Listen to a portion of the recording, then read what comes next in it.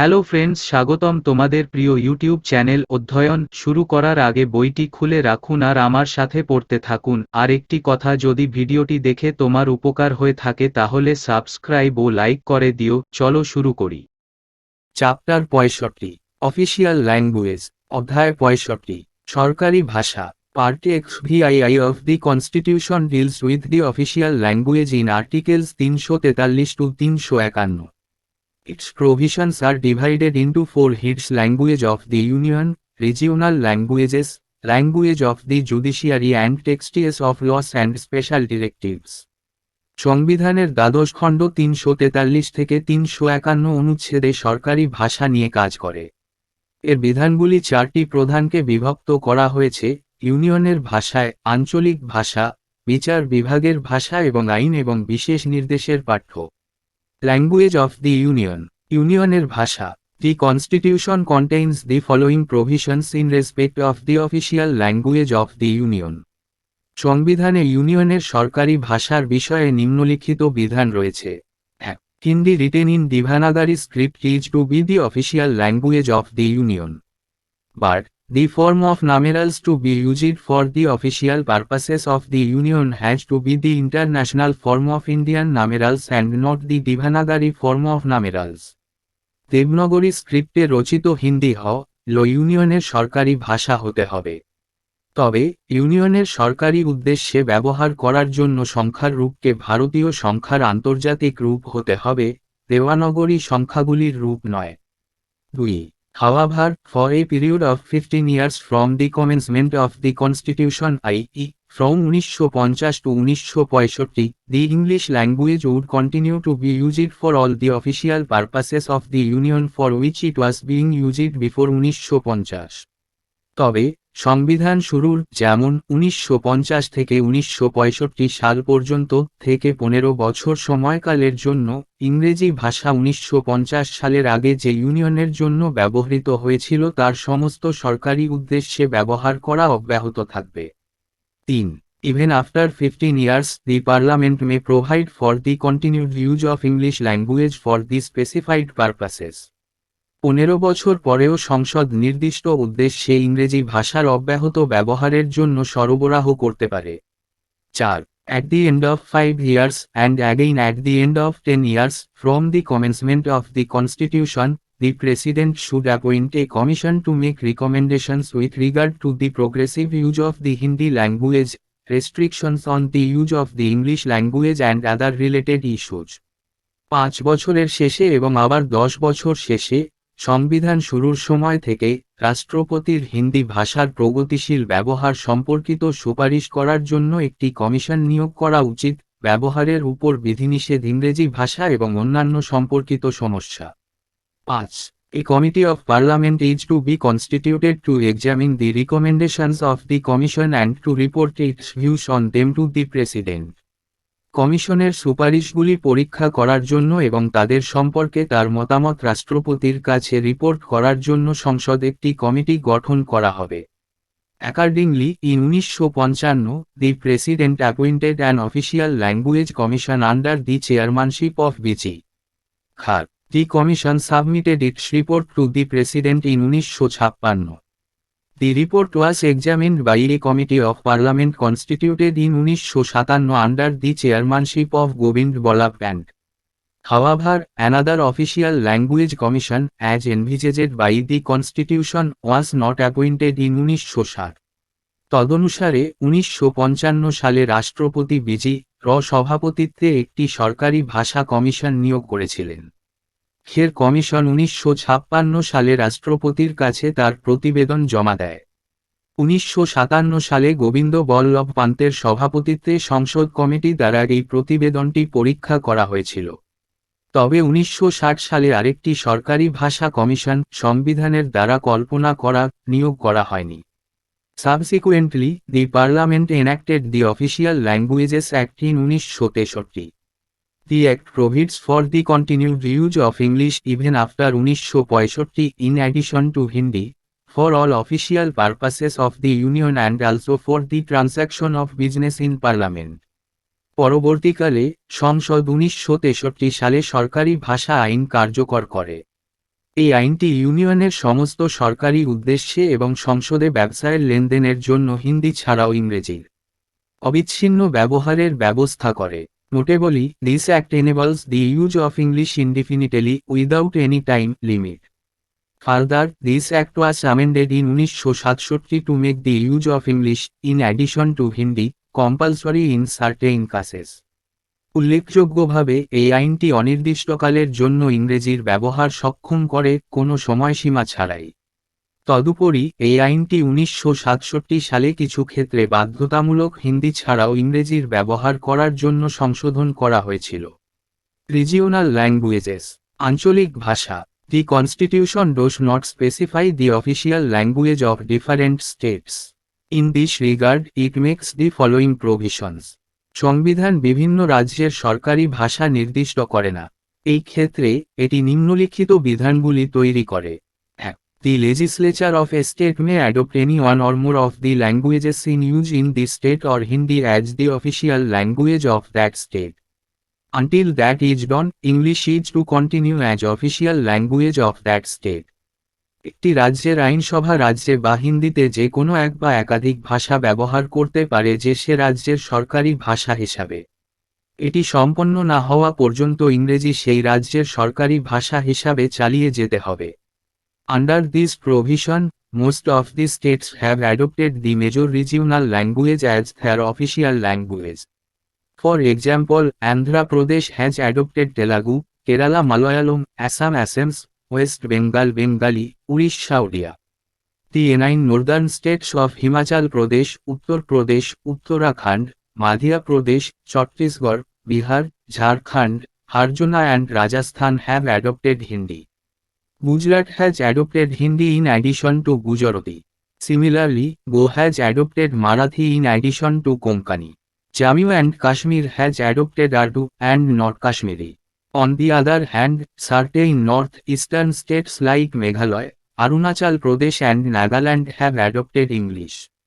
Notably, the choice of the state is not limited to the languages enumerated in the 8th schedule of the Constitution. এই বিধানের অধীনে বেশিরভাগ রাজ্য তাদের সরকারি ভাষা হিসাবে প্রধান আঞ্চলিক ভাষা গ্রহণ করেছে। উদাহরণস্বরূপ, অন্ধ্রপ্রদেশ তেলুগু, কেরালার মালায়ালাম, আসাম আসামিজ, পশ্চিমবঙ্গ বেঙ্গালি, ওড়িশা ওড়িয়া গ্রহণ করেছেন। হিমাচল প্রদেশের 9টি উত্তর প্রদেশ, উত্তরাখণ্ড, মধ্যপ্রদেশ, ছত্তিশগড়, বিহার, ঝাড়খণ্ড, হরিয়ানা এবং রাজস্থান হিন্দি গ্রহণ করেছেন। গুজরাটি ছাড়াও হিন্দি গ্রহণ করেছে। একইভাবে গোয়া কোঙ্কনি ছাড়াও মারাঠি গ্রহণ করেছেন। জম্মু ও কাশ্মীর উর্দু এবং কাশ্মীরি নয় গ্রহণ করেছে। অন্যদিকে মেঘালয়, অরুণাচল প্রদেশ এবং নাগাল্যান্ডের মতো কিছু উত্তর পূর্বাঞ্চলীয় রাজ্যগুলি ইংরেজি গ্রহণ করেছে। উল্লেখযোগ্যভাবে, রাষ্ট্রের পছন্দটি সংবিধানের 8ম তফসিলের মধ্যে গণিত ভাষাগুলির মধ্যে সীমাবদ্ধ নয়। 2. For the time being, the official language of the Union, i.e., English, would remain the link language for communications between the Union and the states or between various states. But 2 or more states are free to agree to use Hindi instead of English for communication between themselves. Rajasthan, Uttar Pradesh, Madhya Pradesh and Bihar are some of the states that have entered into such agreements. আপাতত ইউনিয়নের সরকারি ভাষা অর্থাৎ ইংরেজি union এবং রাজ্যগুলির মধ্যে বা বিভিন্ন রাজ্যের মধ্যে যোগাযোগের জন্য লিঙ্ক ভাষা হিসাবে থাকবে। তবে 2 বা ততোধিক রাজ্য তাদের মধ্যে যোগাযোগের জন্য হিন্দি ইংরেজির পরিবর্তে ব্যবহার করতে সম্মত হতে মুক্ত। রাজস্থান, উত্তরপ্রদেশ, মধ্যপ্রদেশ এবং বিহার এমন কয়েকটি রাজ্য যা এই জাতীয় চুক্তিতে প্রবেশ করেছে। The Official Languages Act 1963 lays down that English should be used for purposes of communication between the Union and the non-Hindi states, that is, the states that have not adopted Hindi as their official language. Further, where Hindi is used for communication between a Hindi and a non-Hindi state, such communication in Hindi should be accompanied by an English translation. Official languages act 1963 এই বলে যে union এবং নন হিন্দি রাজ্যগুলির মধ্যে যোগাযোগের উদ্দেশ্যে ইংরেজি ব্যবহার করা উচিত, এটি ল যে রাষ্ট্রগুলি হিন্দিকে তাদের সরকারি ভাষা হিসাবে গ্রহণ করেনি। তদুপরি, যেখানে হিন্দি হিন্দি এবং অহিন্দি রাষ্ট্রের মধ্যে যোগাযোগের জন্য ব্যবহৃত হয়, সেখানে হিন্দিতে এই জাতীয় যোগাযোগের সাথে একটি ইংরেজি অনুবাদ হওয়া উচিত। 3. When the President on a demand being made is satisfied that a substantial proportion of the population of a state desire the use of any language spoken by them to be recognized by that state, then he may direct that such language shall also be officially recognized in that state. This provision aims at protecting the linguistic interests of minorities in these states. যখন রাষ্ট্রপতি দাবি করা হচ্ছে সন্তুষ্ট হয় যে রাষ্ট্রের জনসংখ্যার একটি যথেষ্ট অনুপাত তাদের দ্বারা স্বীকৃত যে কোনো ভাষার দ্বারা স্বীকৃত হওয়ার জন্য যে কোনো ভাষার ব্যবহার ইচ্ছা করে, তবে তিনি নির্দেশ দিতে পারেন যে এই জাতীয় ভাষাও হবে আনুষ্ঠানিকভাবে সেই অবস্থায় স্বীকৃত। এই বিধানটির লক্ষ্য রাজ্যগুলিতে সংখ্যালঘুদের ভাষাগত স্বার্থ রক্ষা করা। Language of the judiciary and texts of laws. বিচার বিভাগের ভাষা এবং আইন পাঠ্য। The constitutional provisions dealing with the language of the courts and legislation are as follows. আদালতের ভাষার সাথে সম্পর্কিত সাংবিধানিক বিধানগুলি এবং আইন অনুসারে নিম্নরূপ। 1. Until Parliament provides otherwise, the following are to be in the English language only. সংসদ অন্যথায় সরবরাহ না করা পর্যন্ত নিম্নলিখিতগুলি কেবল ইংরেজি ভাষায় থাকতে হবে। All proceedings in the Supreme Court and in every High Court. Supreme কোর্টে এবং প্রতিটি উচ্চ আদালতে সমস্ত কার্যক্রম। B. The authoritative texts of all bills, acts, ordinances, orders, rules, regulations and by-laws at the central and state levels. কেন্দ্রীয় এবং রাজ্য পর্যায়ে সমস্ত বিল, আইন, অধ্যাদেশ, আদেশ, বিধি এবং আইনগুলির অনুমোদনমূলক পাঠ্য। 2. However, the governor of a state, with the previous consent of the president, can authorize the use of Hindi or any other official language of the state in the proceedings in the High Court of the state, but not with respect to the judgments, decrees and orders passed by it. In other words, the judgments, decrees and orders of the High Court must continue to be in English only, until Parliament otherwise provides. তবে রাষ্ট্রপতির পূর্ববর্তী সম্মতিতে একটি রাজ্যের governor Hindi বা রাজ্যের অন্য কোনো সরকারি ভাষার ব্যবহারের অনুমোদন দিতে পারেন, রাজ্যের উচ্চ আদালতে কার্যক্রমে, তবে সম্মানের সাথে নয়। রায়, ডিক্রি এবং আদেশগুলি এর পাশ দিয়ে গেছে। অন্য কথায়, হাইকোর্টের রায়, ডিক্রি এবং আদেশগুলি কেবল ইংরেজিতে থাকতে হবে, সংসদ অন্যথায় সরবরাহ না করা পর্যন্ত। 3. Similarly, a state legislature can prescribe the use of any language other than English with respect to bills, acts, ordinances, orders, rules, regulations or by-laws, but a translation of the same in the English language is to be published. The Official Languages Act of 1963 lays down that Hindi translation of acts, ordinances, orders, regulations and by-laws published under the authority of the President are deemed to be authoritative texts. Further, every bill introduced in the Parliament is to be accompanied by a Hindi translation. Similarly, there is to be a Hindi translation of state acts or ordinances in certain cases. একইভাবে, একটি রাজ্য আইনসভা বিল, আইন, অধ্যাদেশ, আদেশ, বিধি বা আইন সম্পর্কিত ক্ষেত্রে যে কোনো ভাষার ইংরেজি ব্যতীত ব্যবহার নির্ধারণ করতে পারে, তবে ইংরেজি ভাষায় একই অনুবাদ হয় প্রকাশিত হবে। 1963 সালের সরকারি ভাষা আইনটি প্রমাণ করে যে রাষ্ট্রপতির কর্তৃত্বের অধীনে প্রকাশিত আইন, অধ্যাদেশ, আদেশ, বিধিবিধান এবং আইনগুলির হিন্দি অনুবাদকে কর্তৃত্বমূলক গ্রন্থ হিসাবে গণ্য করা হয়। তদুপরি, সংসদে প্রবর্তিত প্রতিটি বিল হিন্দি অনুবাদ সহ হবে। একইভাবে, কিছু ক্ষেত্রে রাষ্ট্রীয় আইন বা অধ্যাদেশগুলির একটি হিন্দি অনুবাদ থাকতে হবে।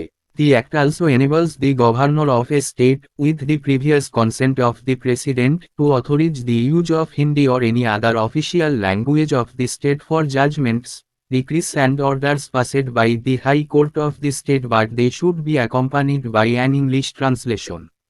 For example, Hindi is used in Uttar Pradesh, Madhya Pradesh, Bihar and Rajasthan for this purpose. আইনটি রাষ্ট্রপতির পূর্ববর্তী সম্মতিতে একটি রাজ্যের গভর্নরকেও হিন্দি বা রাজ্যের হাইকোর্ট কর্তৃক গৃহীত আদেশের জন্য রাজ্যের অন্য কোনো সরকারি ভাষার ব্যবহারের অনুমোদন দিতে সক্ষম করে, তবে সেগুলি হওয়া উচিত একটি ইংরেজি অনুবাদ সঙ্গে।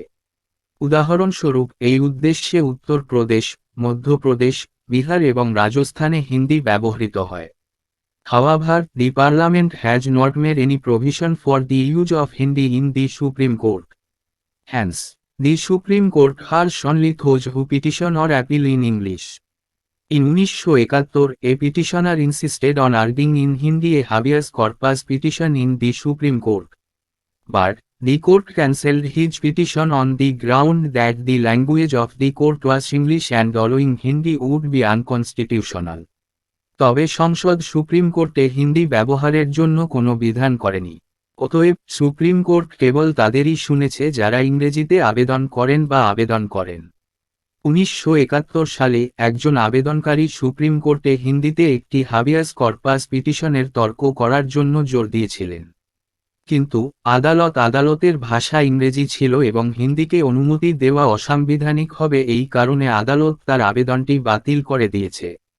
The Authority Translations Central Laws Act of 1973 lays down that a translation in any regional language specified in the 8th Schedule to the Constitution, other than Hindi, of any central act, ordinance, order, rule, regulation and bylaw published under the authority of the President in the official gazette is deemed to be the authoritative text thereof in such language.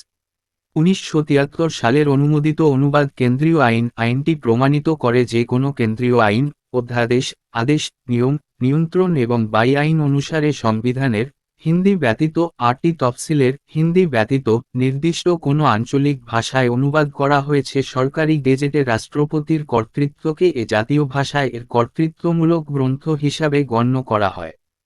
Special directives, বিশেষ নির্দেশনা। The Constitution contains certain special directives to protect the interests of linguistic minorities and to promote the development of Hindi language. There are ভাষাগত সংখ্যালঘুদের স্বার্থ রক্ষার জন্য এবং হিন্দি ভাষার উন্নয়নের প্রচারের জন্য সংবিধানে কিছু বিশেষ নির্দেশনা রয়েছে। সেখানে প্রোটেকশন অফ লিঙ্গুইস্টিক মিনোরিটিস, ভাষাগত সংখ্যালঘুদের সুরক্ষা। In this regard, the Constitution makes the following provisions. এই বিষয়ে সংবিধান নিম্নলিখিত বিধানগুলি করে। 1. Every aggrieved person has the right to submit a representation for the redress of any grievance to any officer or authority of the Union or a state in any of the languages used in the Union or in the state, as the case may be. This means that a representation cannot be rejected on the ground that it is not in the official language. প্রতিটি আক্রান্ত ব্যক্তির union বা রাজ্যে ব্যবহৃত যে কোনো ভাষায় union বা কোনো রাষ্ট্রের কোনো কর্মকর্তা বা কর্তৃপক্ষের কাছে কোনো অভিযোগ সমাধানের জন্য প্রতিনিধিত্ব জমা দেওয়ার অধিকার রয়েছে, যেমনটি হতে পারে। এর অর্থ এই যে এটি অফিসিয়াল ভাষায় নয় এমন ভিত্তিতে কোনো প্রতিনিধিত্ব প্রত্যাখ্যান করা যায় না। 2. Every state and a local authority in the state should provide adequate facilities for instruction in the mother tongue at the primary stage of education to children belonging to linguistic minority groups. The President can issue necessary directions for this purpose. রাজ্যের প্রতিটি রাজ্য এবং স্থানীয় কর্তৃপক্ষের ভাষাগত সংখ্যালঘু গোষ্ঠীর অন্তর্ভুক্ত শিশুদের শিক্ষার প্রাথমিক পর্যায়ে মাতৃশব্দ নির্দেশের জন্য পর্যাপ্ত সুবিধা প্রদান করা উচিত। রাষ্ট্রপতি এই উদ্দেশ্যে প্রয়োজনীয় দিকনির্দেশ জারি করতে পারেন। 3. The President should appoint a special officer for linguistic minorities to investigate all matters relating to the constitutional safeguards for linguistic minorities and to report to him. The President should place all such reports before the Parliament and send to the state government concerned. ভাষাগত সংখ্যালঘুদের জন্য সাংবিধানিক সুরক্ষা সম্পর্কিত সমস্ত বিষয় তদন্ত করতে এবং তাকে রিপোর্ট করার জন্য রাষ্ট্রপতির ভাষাগত সংখ্যালঘুদের জন্য একটি বিশেষ কর্মকর্তা নিয়োগ করা উচিত। রাষ্ট্রপতির উচিত এই জাতীয় সমস্ত প্রতিবেদন সংসদের সামনে রাখা উচিত এবং সংশ্লিষ্ট রাজ্য সরকারকে প্রেরণ করা উচিত। Development of Hindi language, Hindi ভাষার বিকাশ। The Constitution imposes a duty upon the center to promote the spread and development of the Hindi language so that it may become the lingua francae of the composite culture of India. সংবিধান হিন্দি ভাষার বিস্তার এবং বিকাশের প্রসারের জন্য কেন্দ্রের উপর একটি শুল্ক আরোপ করে যাতে এটি ভারতের যৌগিক সংস্কৃতির লিঙ্গুয়া ফ্রাঙ্কায় পরিণত হতে পারে। Further, the center is directed to secure the enrichment of Hindi by assimilating the forms, style and expressions used in Hindustani and in other languages specified in the 8th schedule and by drawing its vocabulary, primarily on Sanskrit and secondarily on other languages. তদুপরি কেন্দ্রটি হিন্দুস্তানি এবং অষ্টম সময়সূচিতে নির্দিষ্ট করা অন্যান্য ভাষায় ব্যবহৃত form, style এবং অভিব্যক্তিগুলিকে একত্রিত করে এবং মূলত সংস্কৃত এবং দ্বিতীয়ত অন্যান্য ভাষায় এর শব্দভাণ্ডার আঁকিয়ে হিন্দিদের সমৃদ্ধকরণকে সুরক্ষিত করার জন্য নির্দেশিত হয়। At present 2019 the 8th schedule of the Constitution specifies 22 languages, originally 14 languages. These are Assamese, Bengali, Bodo, Dogri, Dongri, Gujarati, Hindi, Kannada, Kashmiri, Konkani, Maithili, Malayalam, Manipuri, Marathi, Nepali, Odia, Punjabi, Sanskrit, Santhali, Sindhi, Tamil, Telugu and Urdu. Sindhi was added by the 2021 Amendment Act of 1967, Konkani, Manipuri and Nepali were added by the 2021 Amendment Act of 1992, and Bodo, Dongri, Maithili and Santhali were added by the 92 Amendment Act of 2003. বর্তমানে 2019 সংবিধানের অষ্টম সময়সূচি 22টি ভাষা, মূলত 14টি ভাষা নির্দিষ্ট করে। এগুলি হল আসামি, বাঙালি, বোডো, ডোগরি, ডোঙ্গরি, গুজরাটি, হিন্দি, কান্নাডা, কাশ্মীরি, কোঙ্কানি, মাইথিলি, মালায়ালাম, মণিপুরি, মারাঠি, স্যানোথলি, সংস্কৃত, সংস্কৃয়ারাই উর্দু। সিন্ধি 1967 সালের 21তম সংশোধনী আইন দ্বারা যুক্ত করা হয়েছিল। কনকানি, মণিপুরি এবং নেপালি 1992 এর 71তম সংশোধনী আইন দ্বারা যুক্ত করা হয়েছিল এবং বোডো, ডোঙ্গরি, মাইথিলি এবং সাঁওতালি 2003 এর 92তম সংশোধনী আইন দ্বারা যুক্ত করা হয়েছিল। In terms of the Constitution provisions, there are two objectives behind the specification of the above regional languages in the 8th schedule. সংবিধানের বিধানগুলির ক্ষেত্রে অষ্টম তফসিলের উপরোক্ত আঞ্চলিক ভাষার স্পেসিফিকেশনের পিছনে দুটি উদ্দেশ্য রয়েছে। The members of these languages are to be given representation in the Official Language Commission and এই ভাষার সদস্যদের অফিসিয়াল ভাষা কমিশনে প্রতিনিধিত্ব দেওয়া উচিত এবং the forms, style and expression of these languages are to be used for the enrichment of the Hindi language. এই ভাষাগুলির ফর্ম, শৈলী এবং প্রকাশ হিন্দি ভাষা সমৃদ্ধ করার জন্য ব্যবহার করা উচিত। Committee of parliament on official language, সরকারি ভাষায় সংসদ committee. The Official Languages Act 1963 provided for the setting up of a Committee of Parliament on Official Language to review the progress made in the use of Hindi for the official purpose of the Union. Under the Act, this committee was to be constituted after 10 years of the promulgation of the Act, i.e. 26 January 1965। Official Languages Act 1963 ইউনিয়নের সরকারি উদ্দেশ্যে হিন্দি ব্যবহারের অগ্রগতি পর্যালোচনা করার জন্য সরকারি ভাষায় সংসদ কমিটি প্রতিষ্ঠার জন্য সরবরাহ করেছিল। আইনের অধীনে এই কমিটি আইনটির প্রচারের 10 বছর পরে গঠিত হবে, অর্থাৎ 26 জানুয়ারি 1965। Accordingly, this committee was set up in 1976. This committee comprises of 3 members of parliament, 20 from Lok Sabha and 10 from Rajya Sabha. তদনুসারে এই কমিটি 1976 সালে প্রতিষ্ঠিত হয়েছিল। এই কমিটিতে 30 জন সংসদ সদস্য, লোকসভার থেকে 20 জন এবং রাজ্যসভা থেকে 10টি রয়েছে। The Act contains the following provisions relating to the composition and functions of the committee.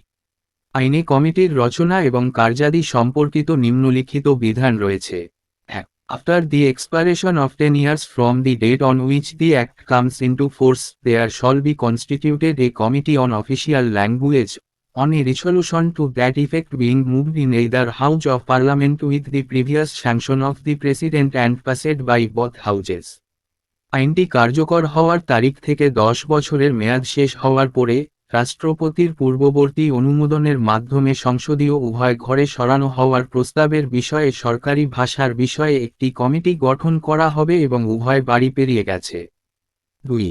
The committee shall consist of 30 members, of whom 20 shall be members of the House of the People and 10 shall be members of the Council of States to be elected respectively by the members of the House of the People and the members of the Council of States in accordance with the system of proportional representation by means of the single transferable vote.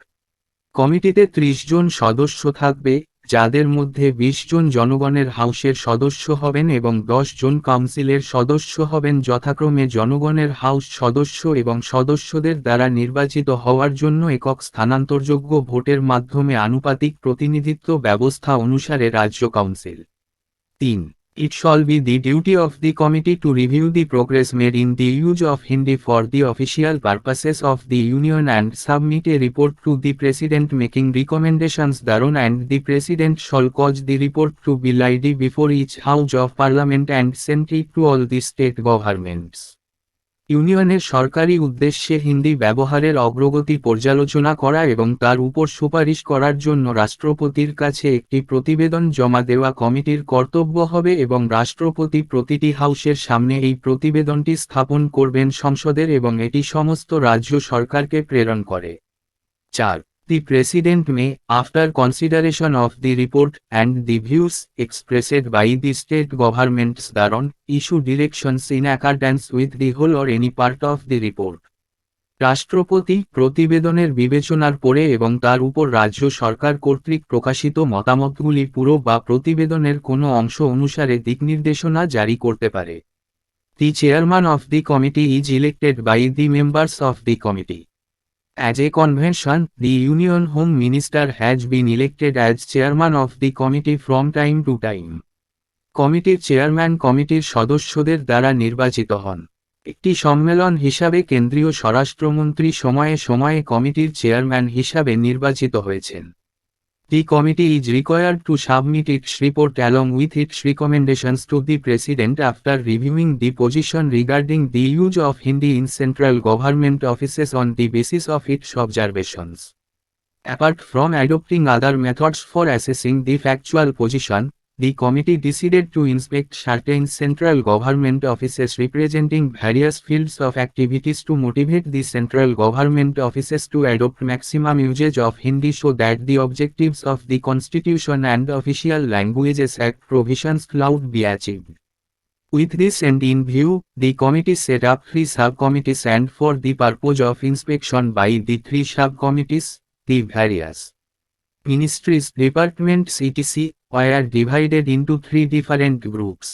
কেন্দ্রীয় সরকারি অফিসগুলিতে তার পর্যবেক্ষণের ভিত্তিতে হিন্দি ব্যবহারের বিষয়ে অবস্থান পর্যালোচনা করার পরে কমিটিটিকে রাষ্ট্রপতির কাছে তার সুপারিশ সহ তার প্রতিবেদন জমা দিতে হবে।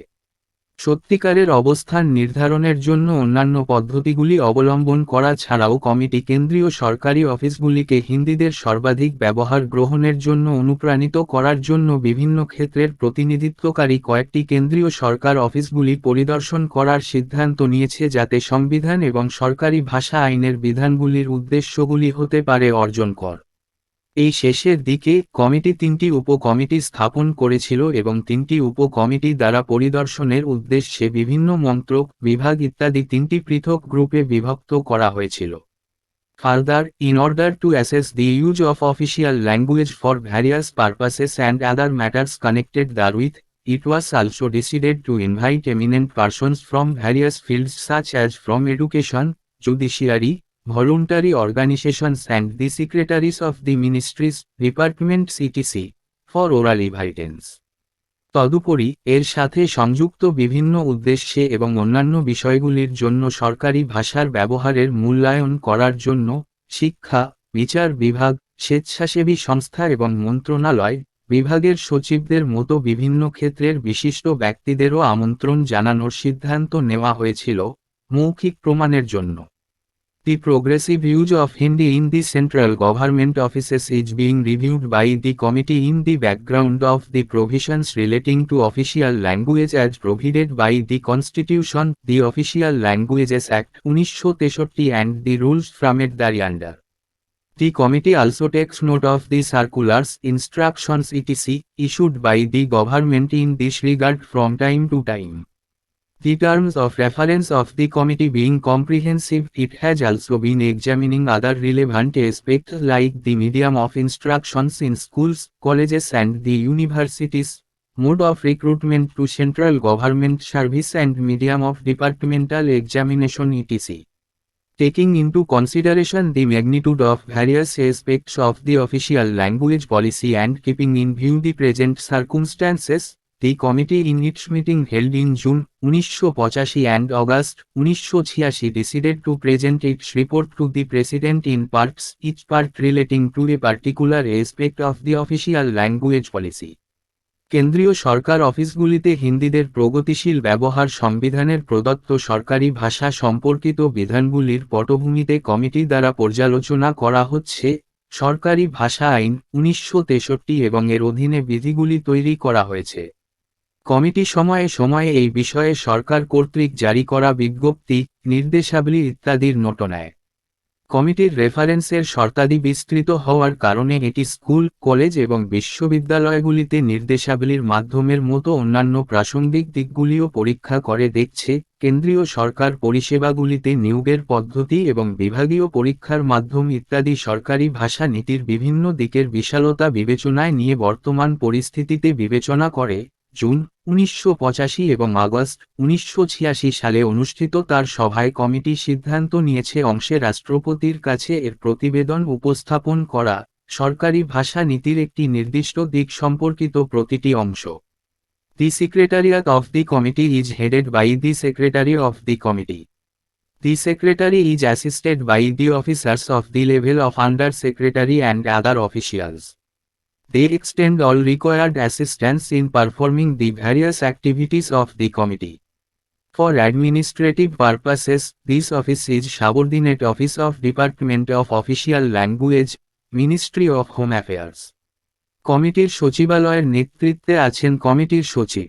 সচিবকে আন্ডার সেক্রেটারি এবং অন্যান্য কর্মকর্তাদের স্তরের কর্মকর্তাদের দ্বারা সহায়তা করা হয়। তারা কমিটির বিভিন্ন ক্রিয়াকলাপ সম্পাদনে সমস্ত প্রয়োজনীয় সহায়তা প্রসারিত করে। প্রশাসনিক উদ্দেশ্যে এই অফিসটি সরকারি ভাষা বিভাগের অধস্তন অফিস। স্বরাষ্ট্র মন্ত্রক। ক্লাসিক্যাল ল্যাঙ্গুয়েজ স্ট্যাটাস, শাস্ত্রীয় ভাষার স্থিতি। In 2004, the Government of India decided to create new category of languages called as classical languages. In 2006, it laid down the criteria for conferring the classical language status. So far, 2019, the 6 languages are granted the classical language status. This is shown below in table 65.1. 2004 সালে ভারত সরকার ধ্রুপদী ভাষা নামে পরিচিত নতুন বিভাগের ভাষা তৈরি করার সিদ্ধান্ত নিয়েছে। 2006 সালে এটি শাস্ত্রীয় ভাষার অবস্থান প্রদানের মানদণ্ডগুলি রেখেছিল। এখনও অবধি 2019 6টি ভাষা শাস্ত্রীয় ভাষার স্থিতি দেওয়া হয়।